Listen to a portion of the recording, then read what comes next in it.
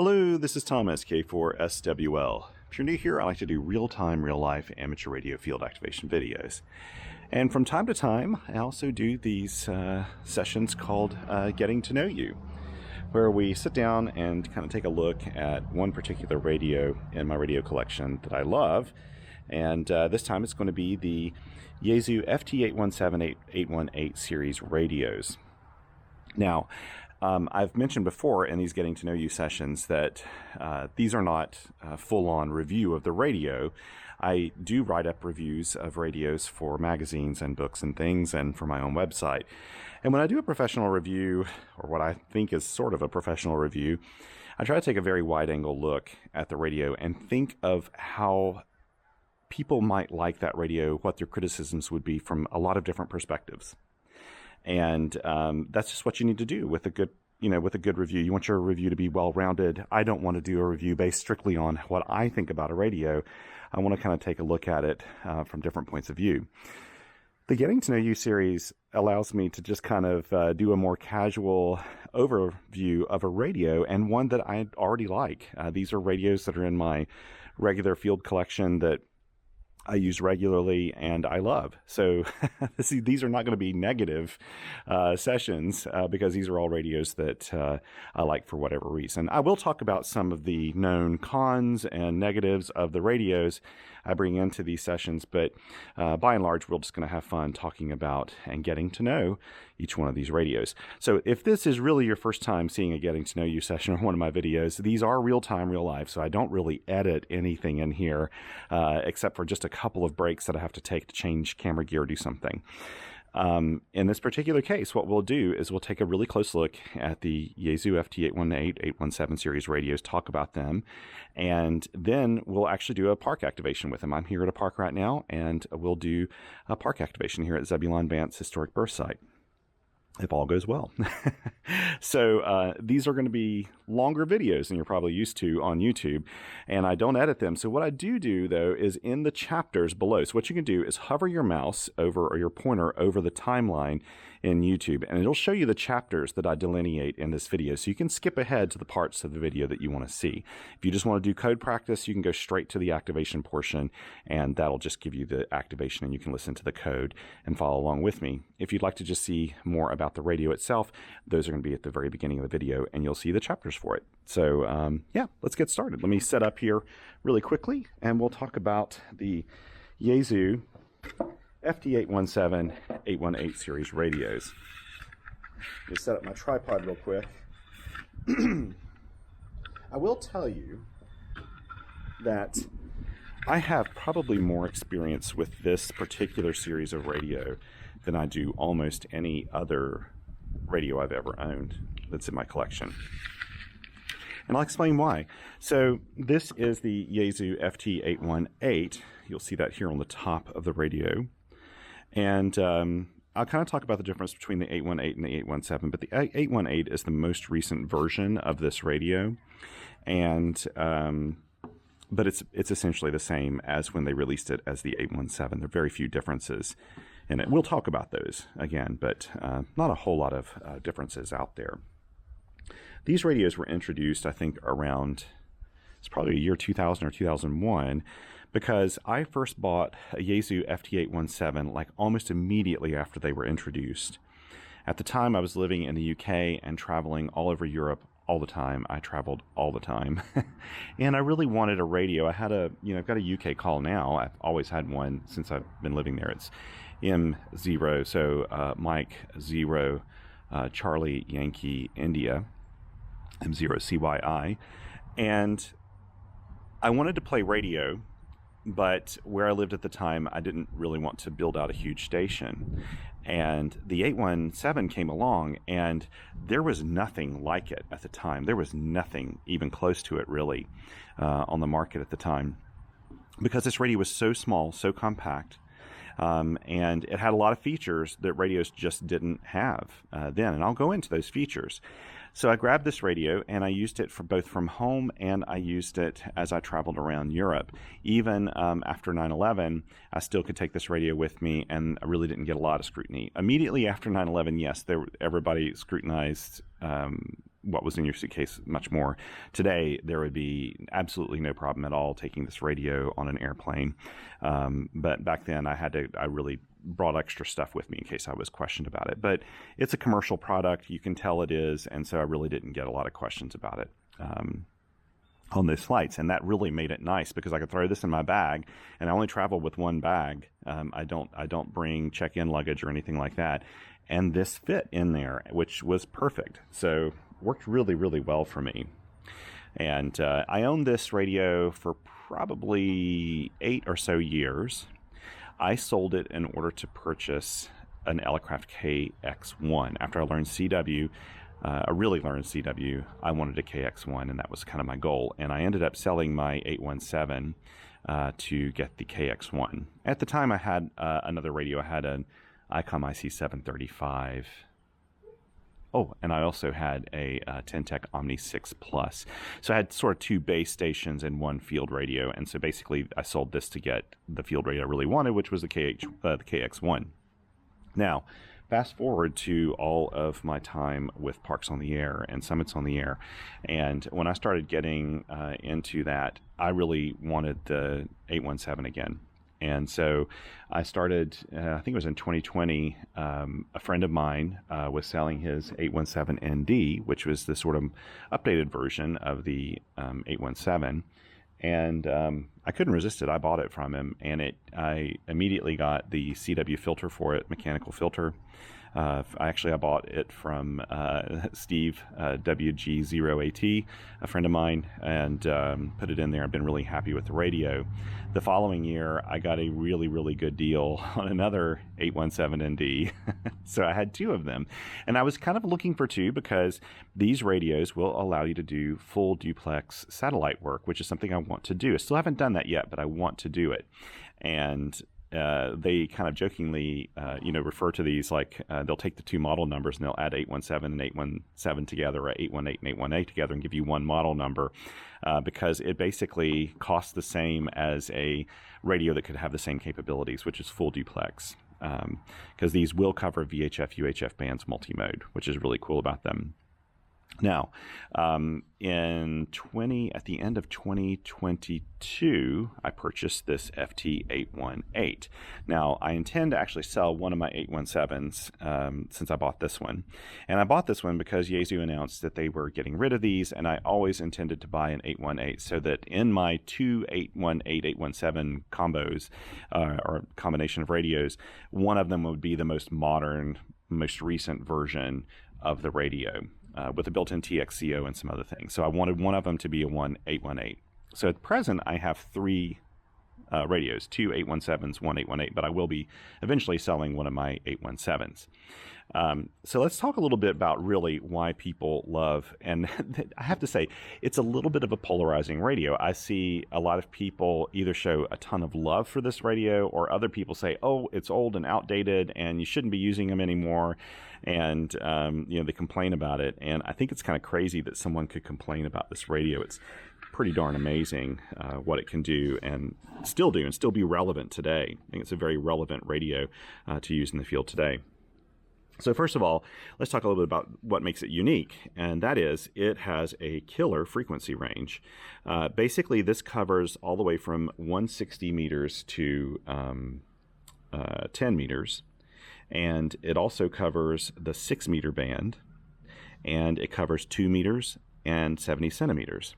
So not only is it fully HF plus 6 meters, but it also covers the VHF and UHF, all in one unit. And on top of that, it's multi-mode. So it's actually doing this using all modes. So CW, single sideband, FM, AM, whatever you want to use, it's all in this box. And when this came out in 2001 or whenever it was, I mean, there was just nothing that could compete with this. There's nothing like it on the market, especially this size. And it was at the time too, the price was excellent. The price was maybe around, it was between $600 to $700. May have been close to the $700 mark when it was first released. And I thought it was an incredible deal then. And when they discontinued these, they were still around $650 US. So the price never really changed, even though the value of money had changed a bit. They didn't shift with inflation. They really kind of kept the same pricing. And I believe it was a bit of a cash cow for Yaesu because they caught on and they became a very, very popular radio very quickly. Now, also in receive, this has a general coverage receiver. I'm going to go ahead and turn it on here. I've got a battery on it. It's not hooked up to an antenna, but has a general coverage receiver in it, so you can do shortwave radio listening with it, and AM broadcast band listening, and that sort of thing, which is great. So I use this, especially at first, as a shortwave radio as well when I lived in Europe, and that worked out really, really well for me. So you can also do digital modes with this radio, of course, but you need some kind of sound card interface in order to do that, but they're very capable digital radios. And I have to say, like, there's really... the only radio that's come out that's like this since this was introduced over 20 years ago is the ICOM IC705. Yes, there have been other HF radios that are VHF UHF multimode, but they tended to be others by Yaesu, and they were higher power radios like 100 watt radios. This is a QRP radio, so its power outputs 5 to 6 watts. It's 5 watts with the 817, 6 watts with the 818 series radios. So very much a QRP radio. And what's great about a QRP radio and the way this is designed is it has way less current consumption than its 100 watt siblings. So you can get away with a smaller battery with this radio. Now, it's not as efficient as more current late model radios, but it was really efficient at the time and still very efficient for taking out to the field. Most of our batteries we use these days will power this for quite a long time, our small portable batteries. And so yeah, the 705 is really the only other radio I can think that has these capabilities. The 705 has much more than this. You know, it does a whole lot more than the 818, 817, but of course it's 20 years newer, so way different technology in them. But this also costs half the price, less than half the price of the 705. So there's that to weigh as well. Another really unique thing about this radio is it has a BNC on the front, as you can see, and it has an SO239 on the back. So you actually have two completely different antenna inputs. And that's fantastic. Now, man-pack portable people really love the fact that it's got a BNC up here because you can put this in a chest plate or one of those things and use it as a portable radio or in a backpack and use this as your whip antenna with some kind of counterpoise or something like that attached to it. And there's a grounding spot back here on the back. This actually has a modification. I put the Anderson power pole adapter on here, which I like. It's at an awkward angle, though, I have to admit. But I do like this otherwise. But anyway, that's your grounding screw right there. But there are other grounding points you could make here on the radio. So that's one of the reasons I think it came with this BNC. The great thing is, though, most of my antennas today use BNCs, and most of my feed lines are like this, RG316 with 2 BNCs on it. So I can just use this BNC on the front. But if I have another cable with me like this one, like this ABR cable, this has a PL259, so I can use this at the back of the radio. It gives me options. It gives me options of what I can use. So that's really nice. It means less adapters, less to worry about. In fact, if you own one of these, I'm sure this has happened to you. You've turned it on at some point and you thought, gosh, I'm not hearing any signals. It's because you haven't shifted. You have to go in a menu item in here and change it from the front to the back antenna port. And sometimes we forget to do that. So so some of the other things about this radio is I think that they're actually pretty durable, especially if you put some side rails or something on it.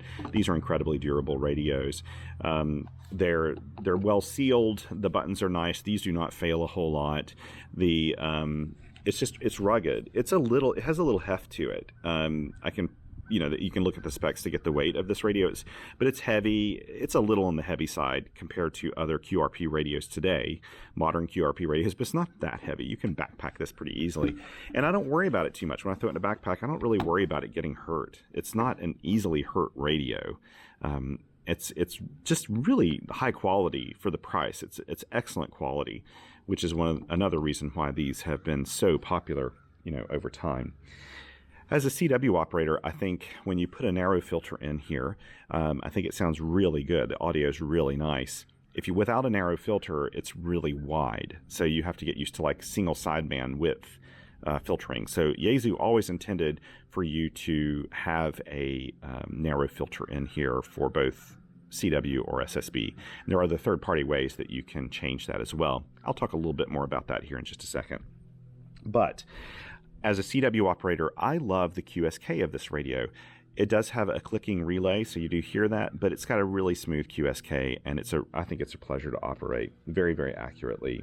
It's easy to operate the keyer accurately, in my opinion.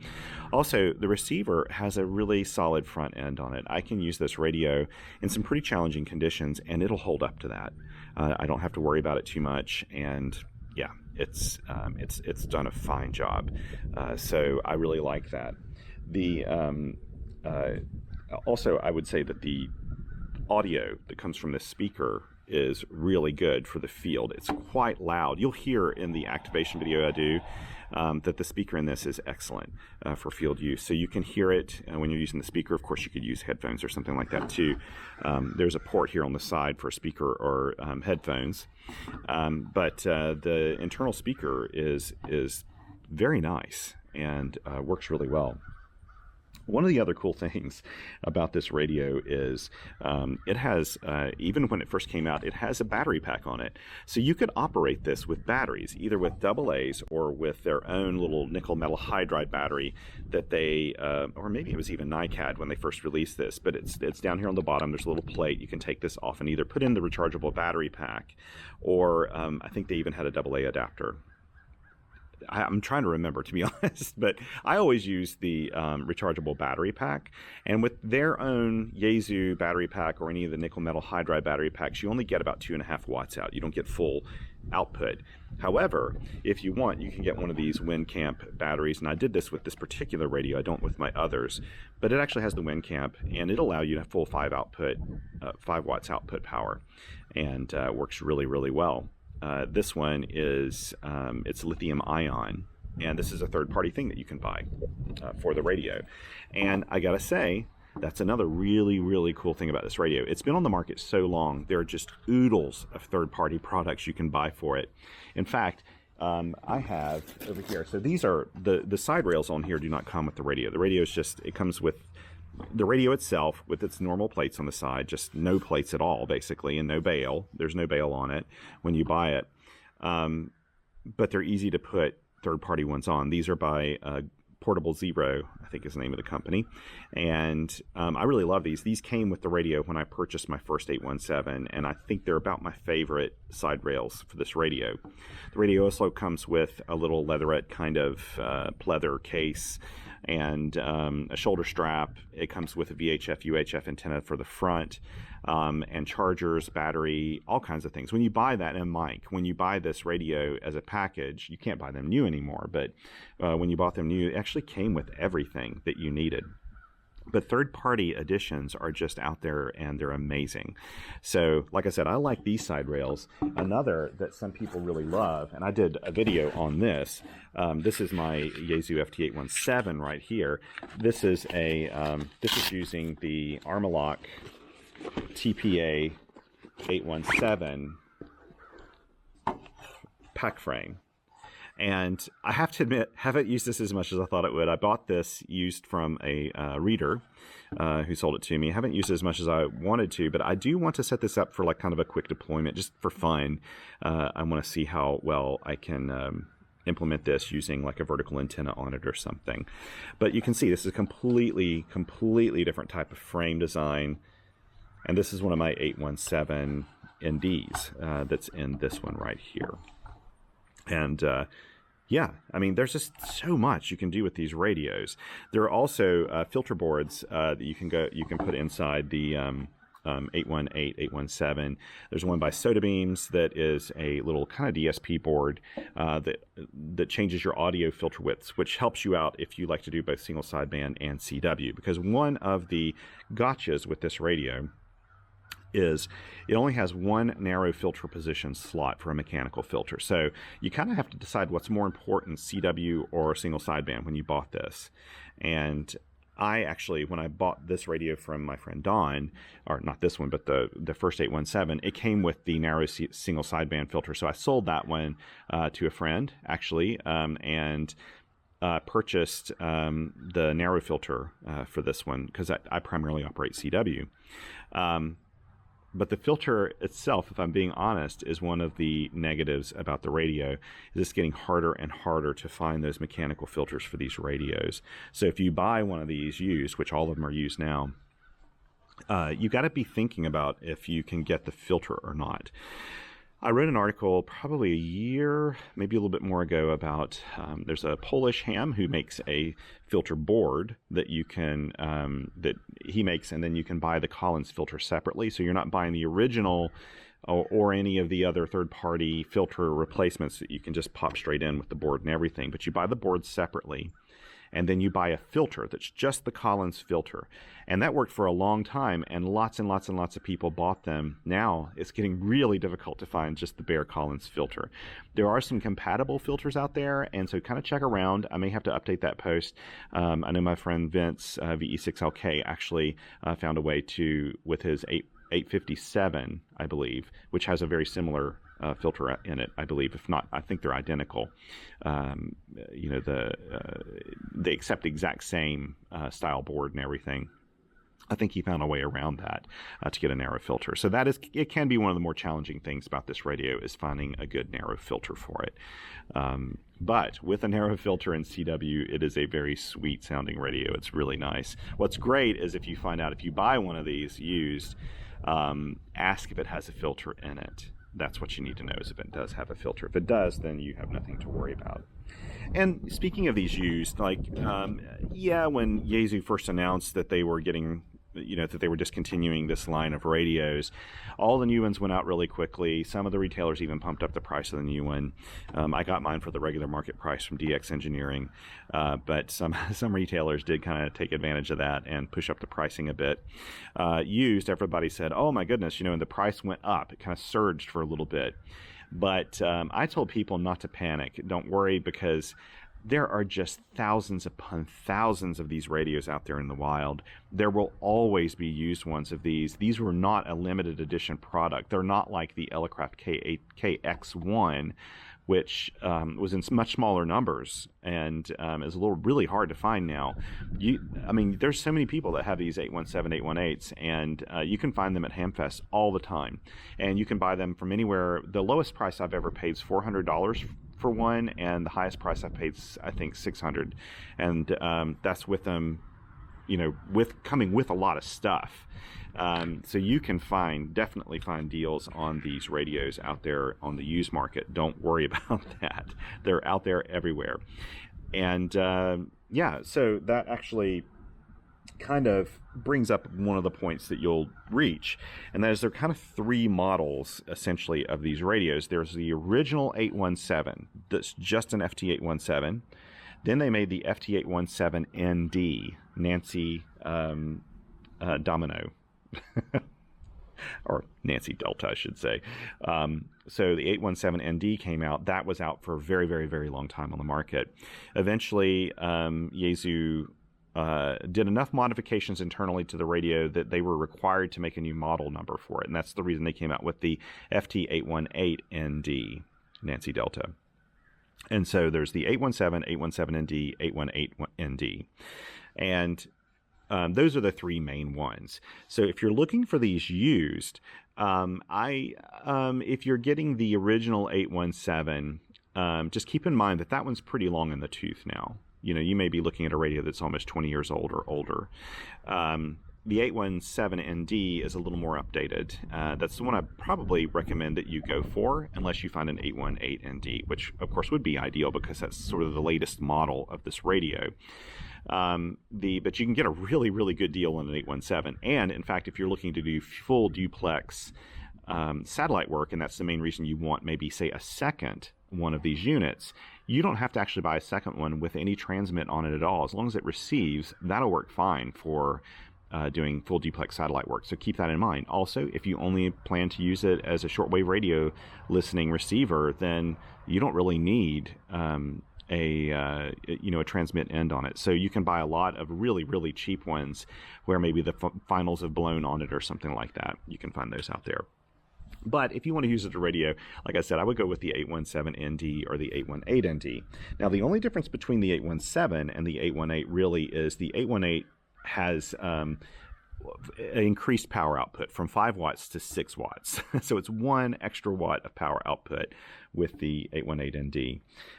This has a built-in TXCO for a high stability oscillator. So it actually is it was kind of an option in the 817 models, but it's installed on all of the 818NDs.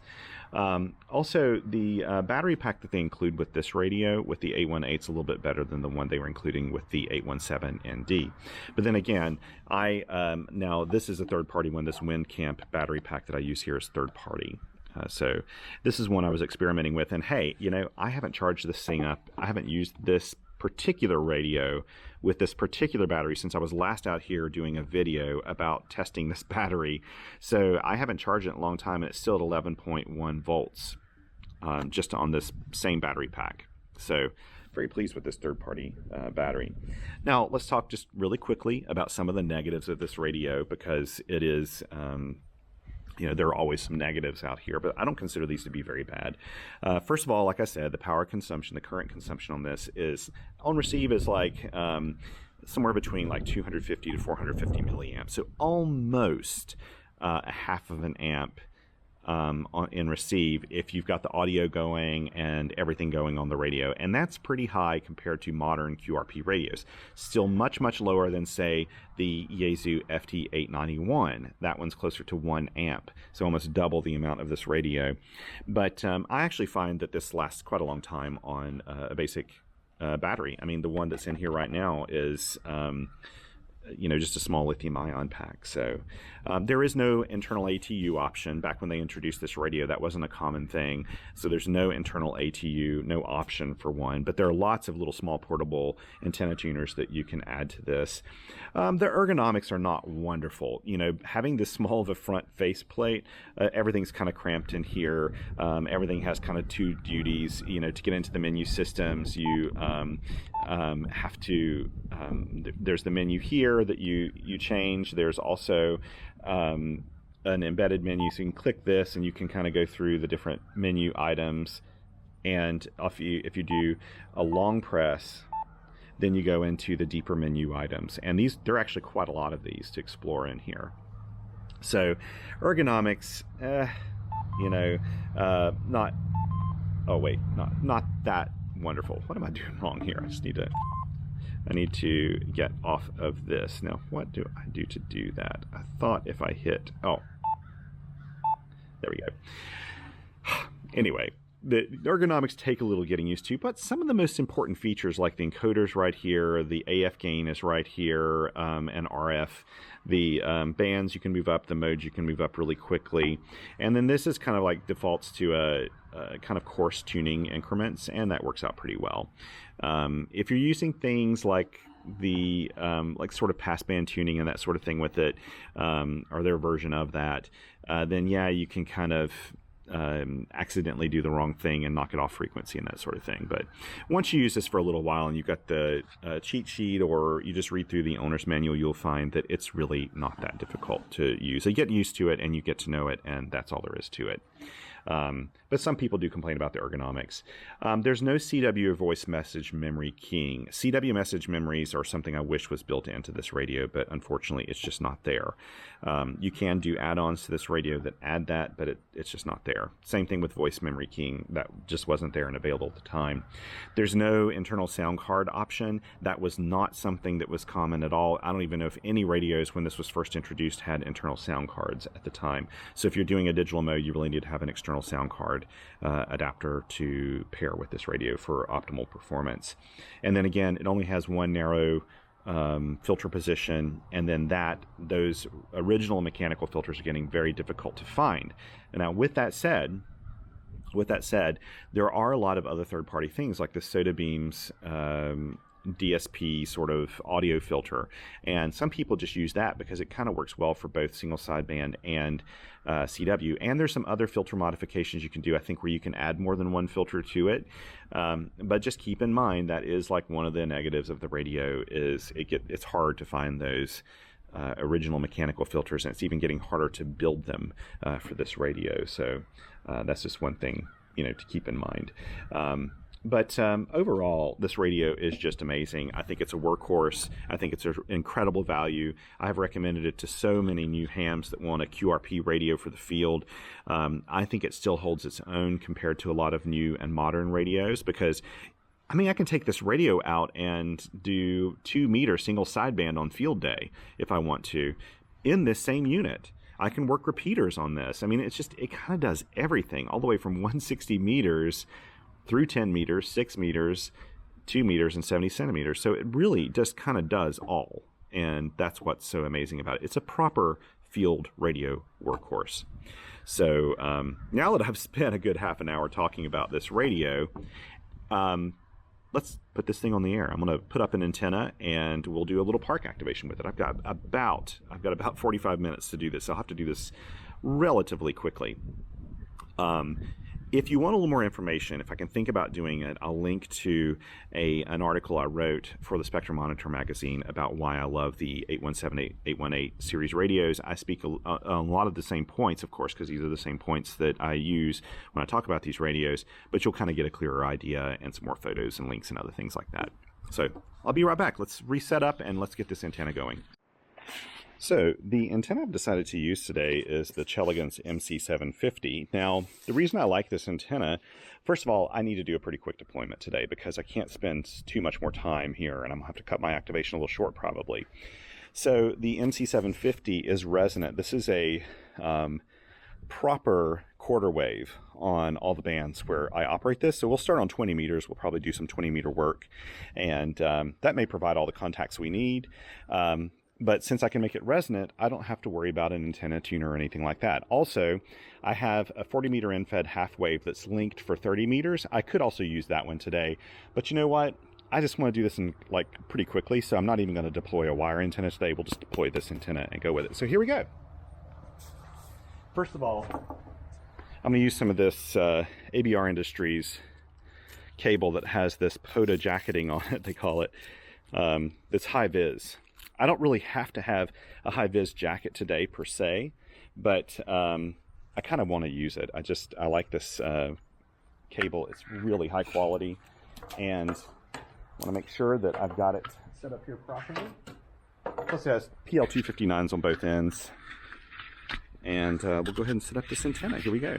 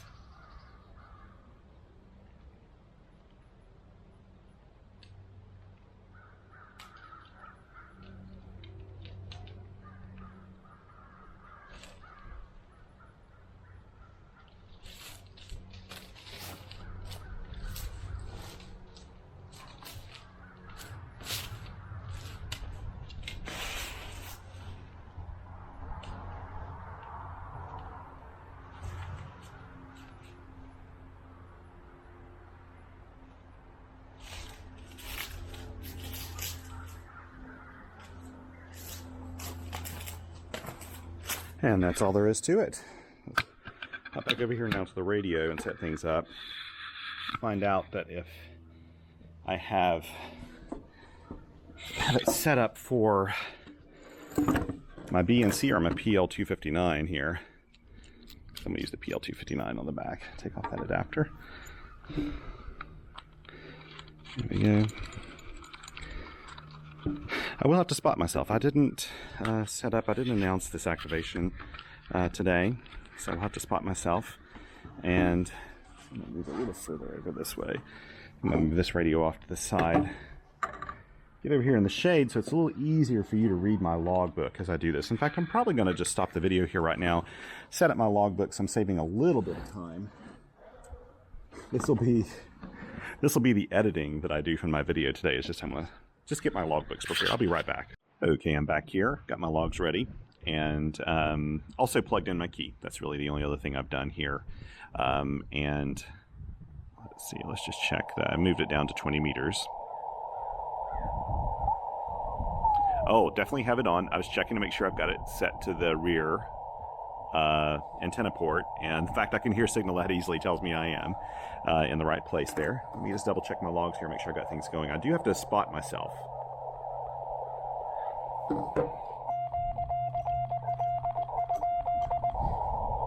This is using full break-in. I could set a little.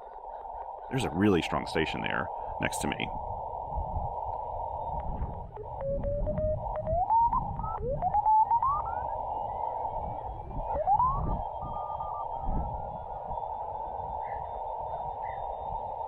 And this is with the narrow filter engaged. Now let me just double check this and make sure that I do have the narrow filter engaged.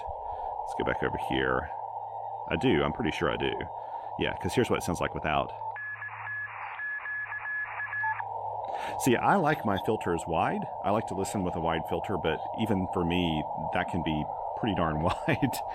When you have like a 2.5 kilohertz wide filter, that does bring in a lot of extra stuff. And with the amount of POTA activity we have, last thing I want to be next to a POTA activator too, and then get confused about who's calling me or not.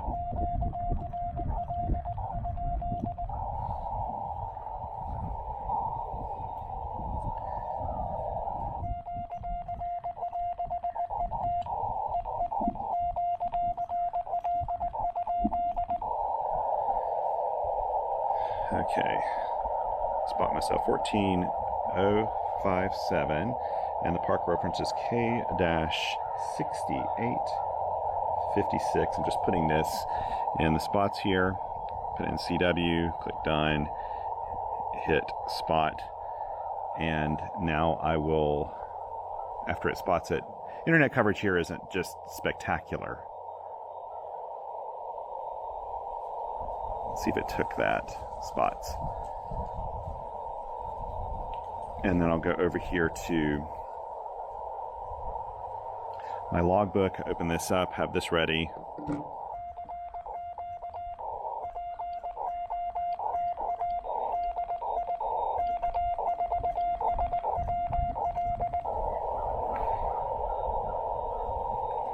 Okay, let me just double check and make sure I've spotted myself. That acted awfully weird. I did.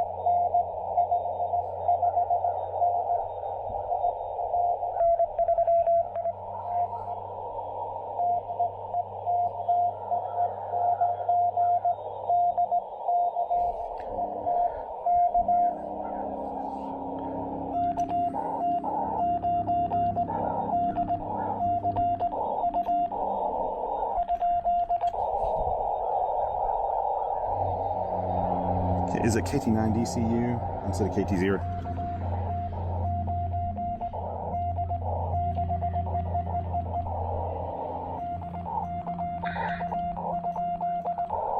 I missed something there.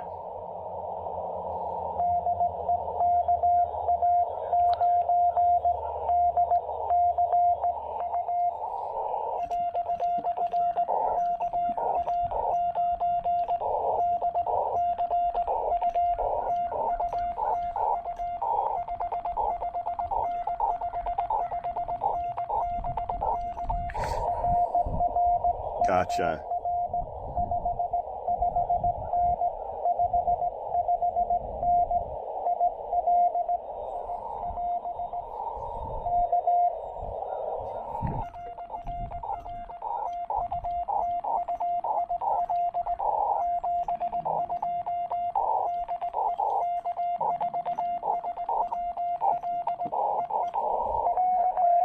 Oh my goodness, oh my goodness.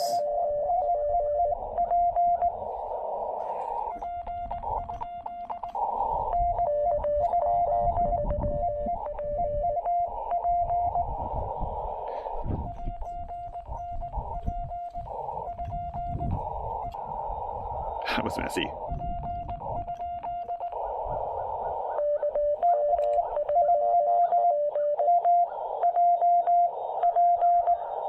Okay.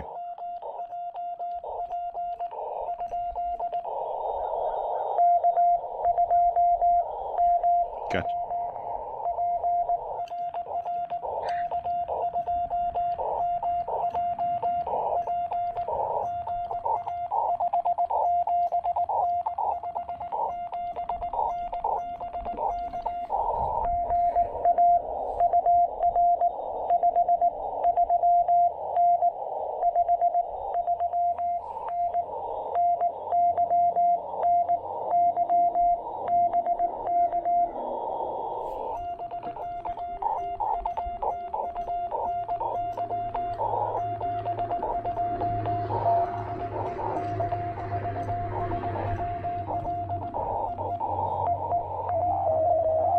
Holy cow.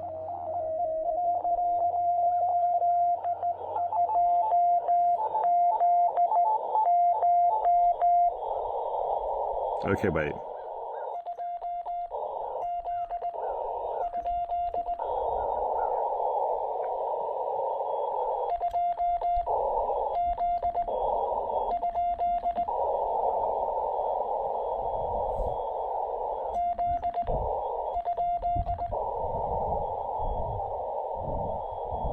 Okay.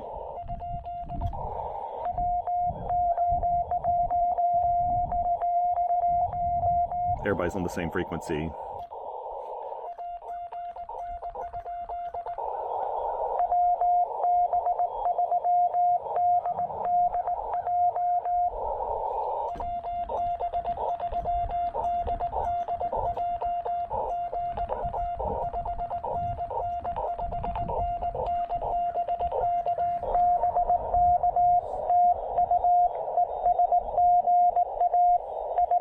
Good to get you in here.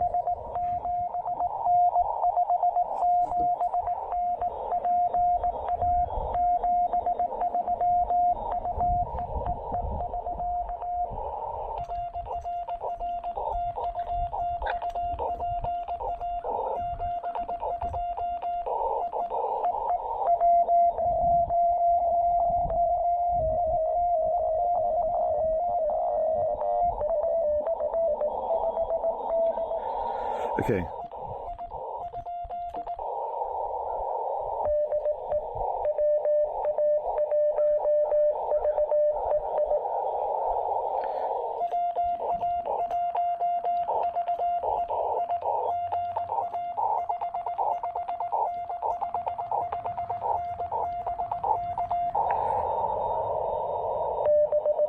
See how easy he is to hear over everyone else, even though his signal's not as strong? It's because he's slightly off frequency.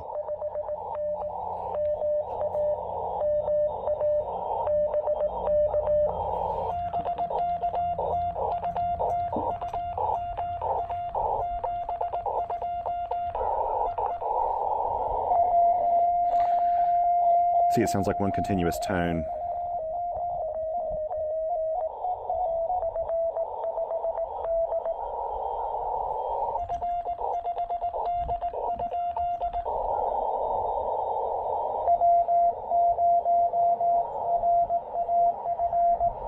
Okay.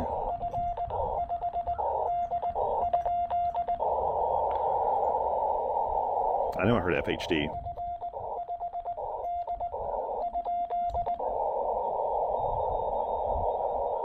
Okay.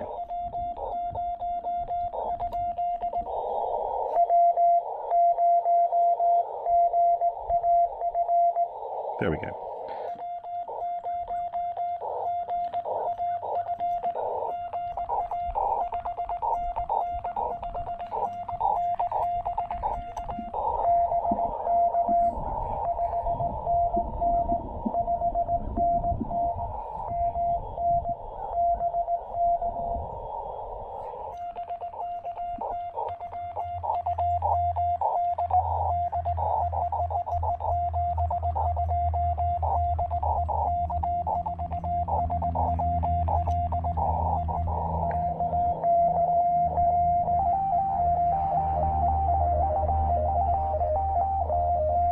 Okay.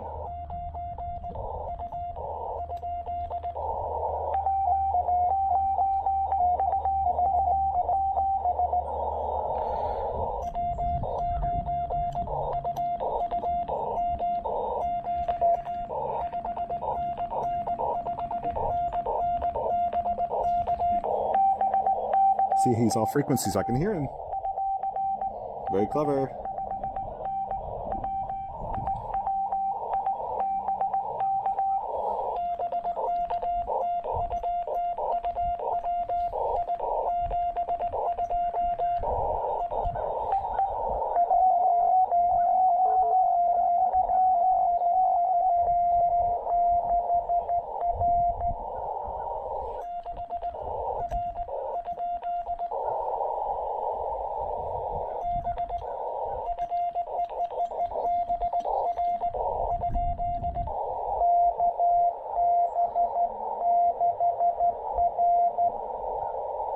Okay, okay.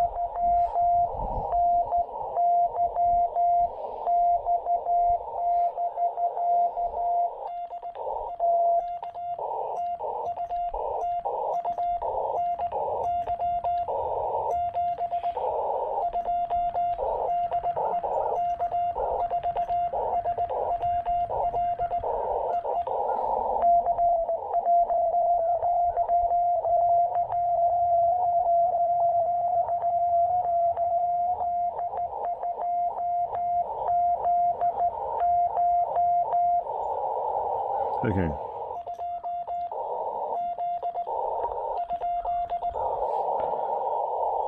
This is the same station I heard before.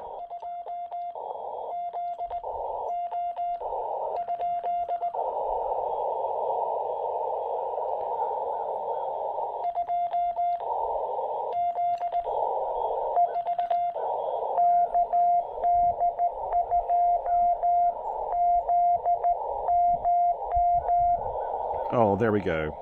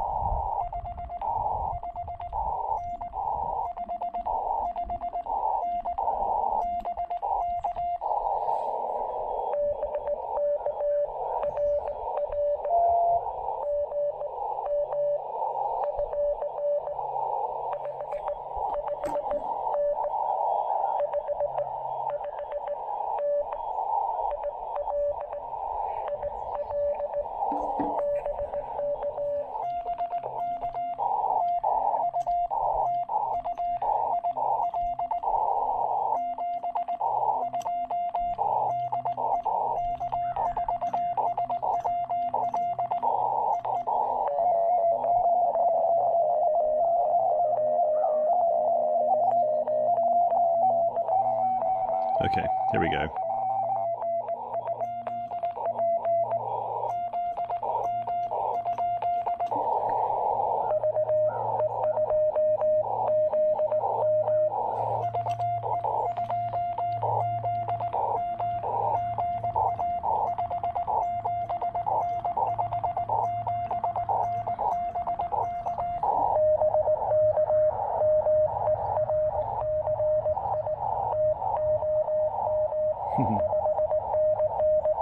Good to get to know Simone.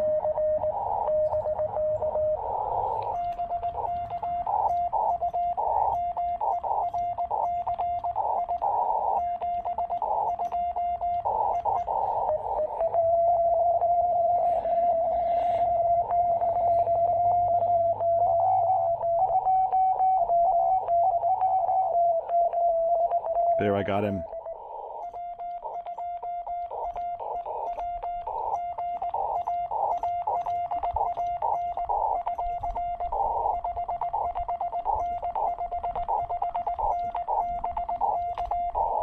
I could hear him through there because also Alan was off frequency because he is clever about that.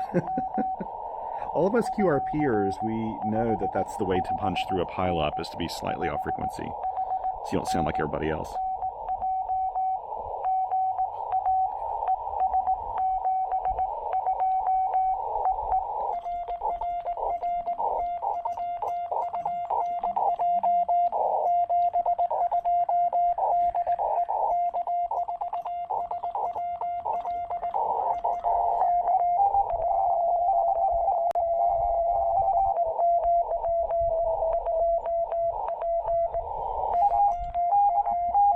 Okay.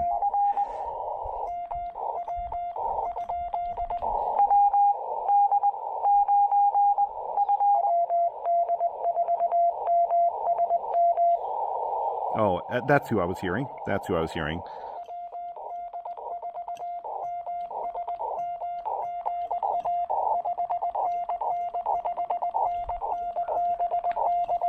That's who it was.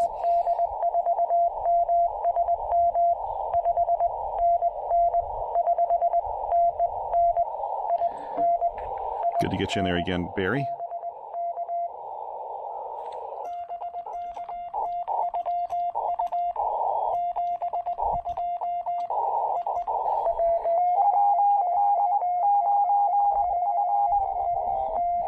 Okay.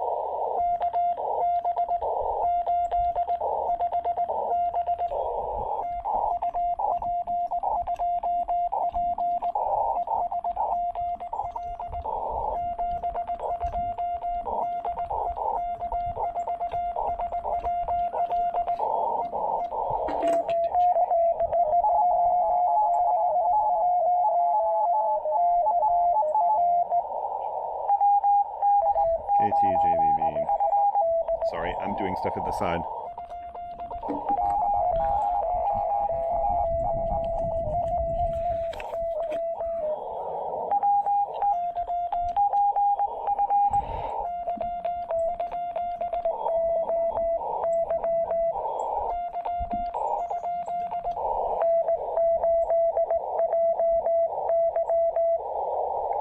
All right.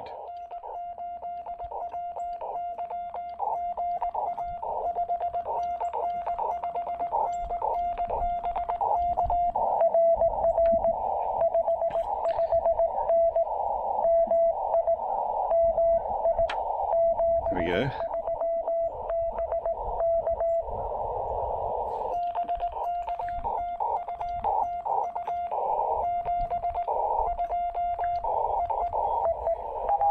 Was it M-O-M-I? Is M-I? Golly, I'm gonna have to cut this short.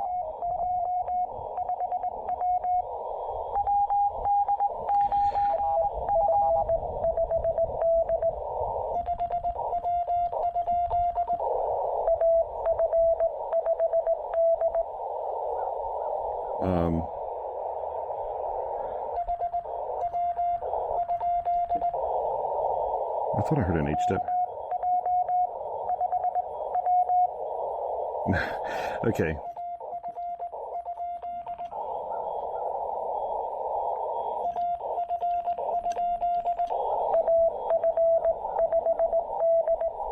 Okay.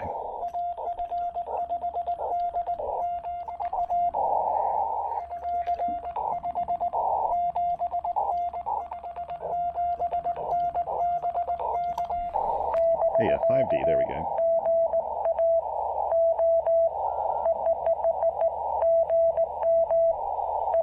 Good to get you in the logs there.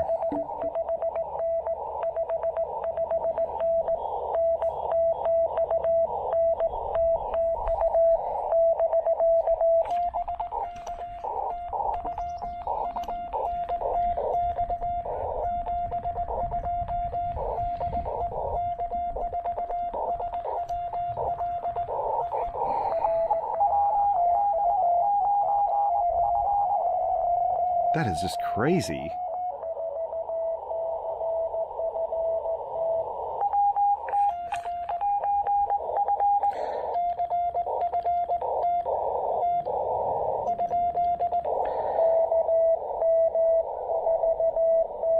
Oh, there we go.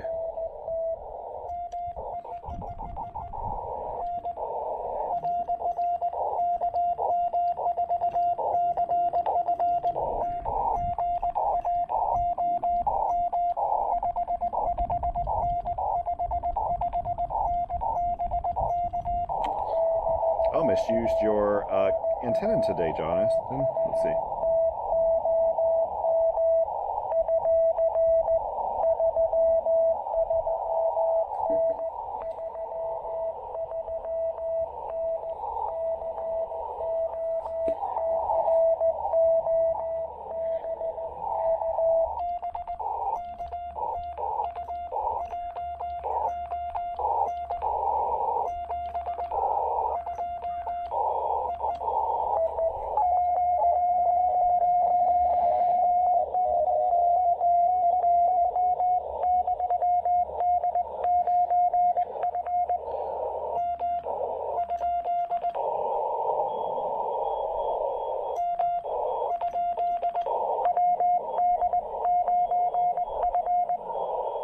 Okay.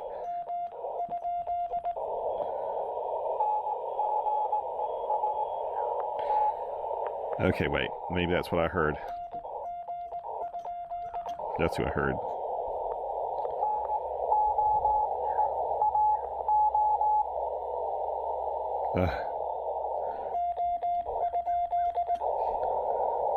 And what am I missing?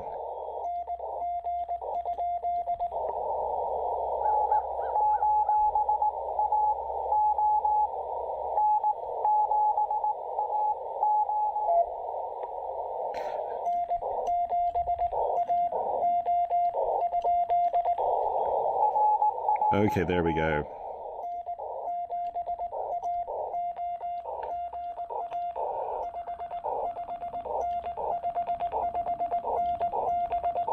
I thought I heard an M, but I heard an O. That's pretty common.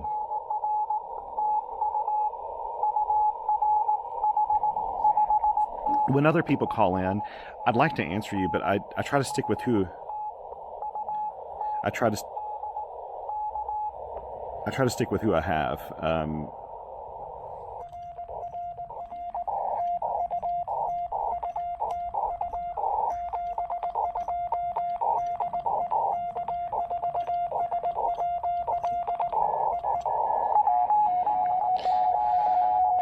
gonna do like 2 more, and I've got to pack up.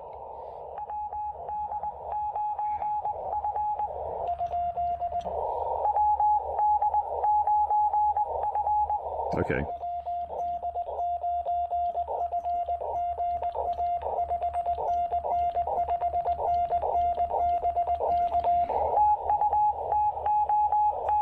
switch in here.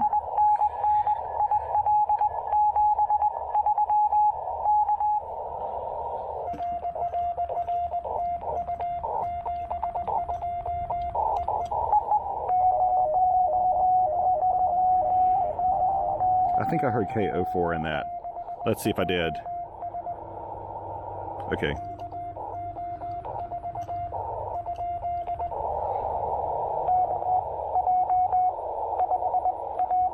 Nope.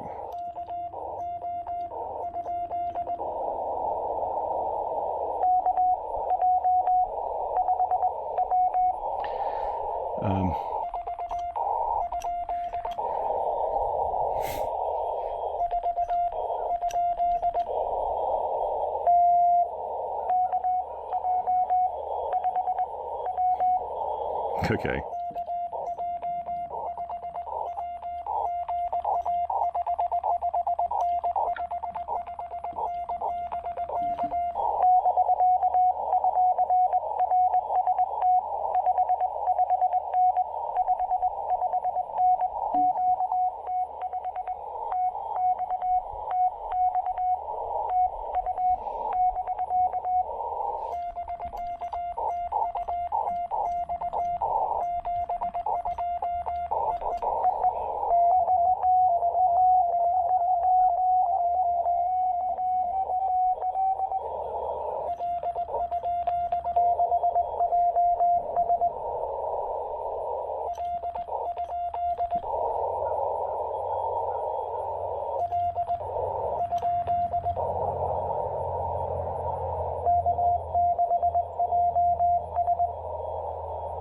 Okay.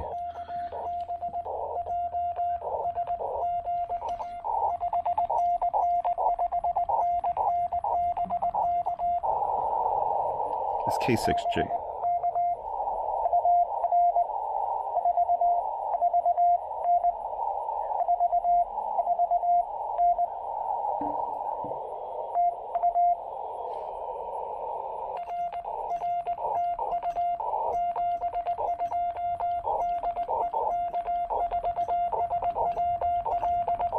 What happened to that 2 contacts as I was going?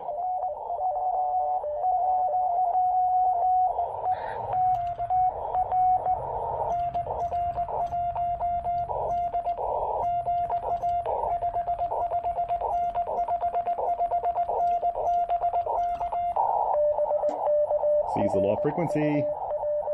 Can hear him. That's how to bust through a pilot.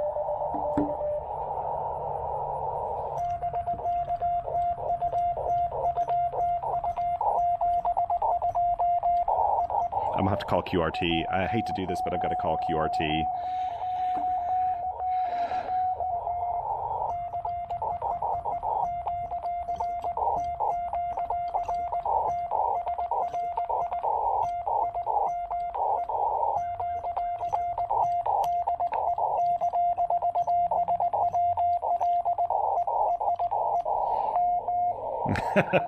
That's good. Okay. Got to turn this off. I ran out of time. That was a crazy unexpected pileup. But most welcome at the same time. Let me take some pictures of my logs, and I've got to pack up. I've actually got a place to be here pretty soon, and I cannot be late. So let me take a picture of my log here, so don't forget this. And very pleased with that. That worked out really, really well. I'll unplug my camera here right now. And so packing up is pretty simple. I did somehow get this thing out of alignment when I was, let's see if this is right now. That's better. When I was messing with this earlier. So Jonathan, who I worked in here,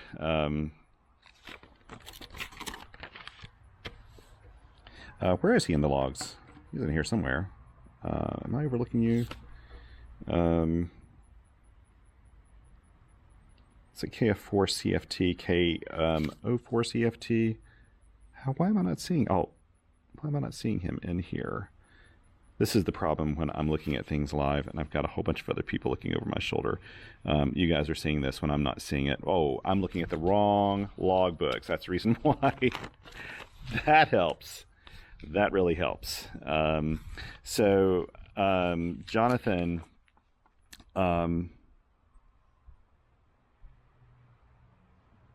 okay, yeah, what am I doing here? Pisgah National Forest. Here. Oh, here we go. KM4CFT. Boy, it took me that long. I almost used your antenna today. Actually, if I'd had a little bit more time, I would have put it up. But I needed to add the link to it and everything, so I just decided not to do that. But Jonathan makes these little small end-fed half-wave antenna kits that you can get, and he sent me one of these. I know Jonathan quite well, and I trimmed it out, built it out, and it works really well. I would have used it today. I'll probably use it next time I go out. Yeah, I worked some good friends in here and people I know. This was a kind of an unruly crowd, I have to admit, for a big old pileup. A lot of tail enders, and actually I don't encourage tail ending with POTA and SOTA. And the reason why is because when people tail end, it ends up making the pileup last a lot longer because everybody starts to tail end, and then I have to wait until everybody's finished in order to to get in. And a lot of people will tell you tail ending is a really good way to get worked, and in kind of a way it is, but it's, I think in POTA especially, I think in DXing that's fine because usually people are operating split, but when you're on a simplex frequency, it just makes everything draw out longer because everybody starts tail ending, and then so you have like 3 different sets of people calling at the same time, and it just gets a little crazy. So just kind of keep that in mind with tail ending. You may want to kind of wait on it. So I always try my best, if you were watching me in this video and any of my videos, I try to stick with who I work. So if I call, like if I'm only hearing like an HV in the crowd or something like that, I try to only work to that HV station. I try not to work anybody else because that's who I called. But on occasion, it can be hard to hear them, or they're not coming back to me, and I'll have heard this other station, and I'll just go ahead and work them when I do that. But yeah, try not to tail end if you can help that. Because it just kind of ends up on the activator side is not as desirable, but a lot of people have been taught that's how to do. In fact, a lot of Elmers, I had an Elmer once that was telling me that's the way you get through, but they were mainly talking about situations where you're operating split. And when in split, it's a completely different game because the activator or the DX has much more space to spread out that pile up and to break it apart. And so tail ending can actually not be a bad idea doing that. But in simplex situations, it's just not as desirable.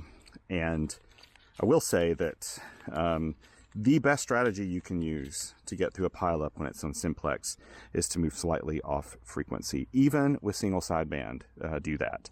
And I promise you, you'll stand a much better chance getting through even if your signal's not as strong.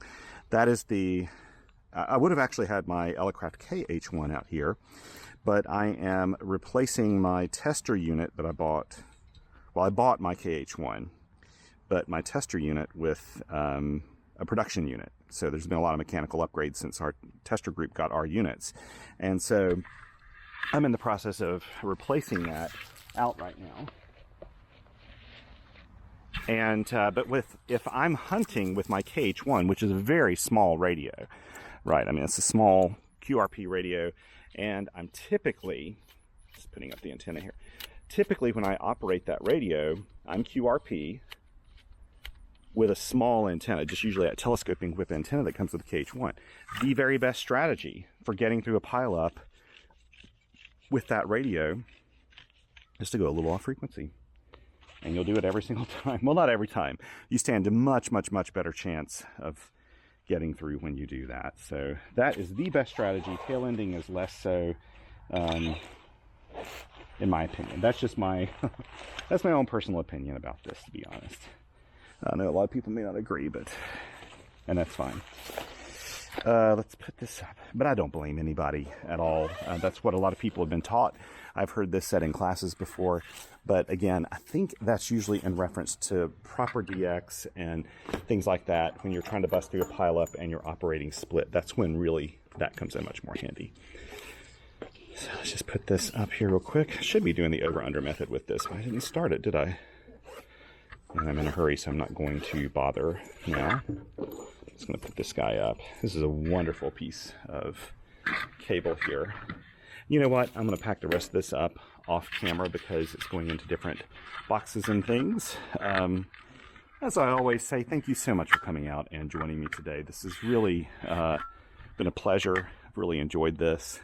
It's fun to get to know the FT-818, 817 a little bit better. It's a radio that I really love. I think it's a great value if you're looking for a nice little field radio and you're not as interested in one of the more modern radios. This is a fantastic one because you can pick these up at Hamfest and Hamfest flea markets and things like that. You'll see them out there all the time. If you don't see any on the online classifieds, you can actually just ask maybe in your own club if someone has one they'd be willing to part with, because these things have been out there so long that just everybody has one, it seems. So I think they're a great value for a nice little dedicated QRP field radio, and they'll last you a very, very long time. Again, thank you so much for joining me today. Thank you to my Patreon and Coffee Fund supporters. You guys are amazing. You make all this possible. And as I always say, be kind to one another out there, because all we've got on this planet is each other. And until next time, 7 twos.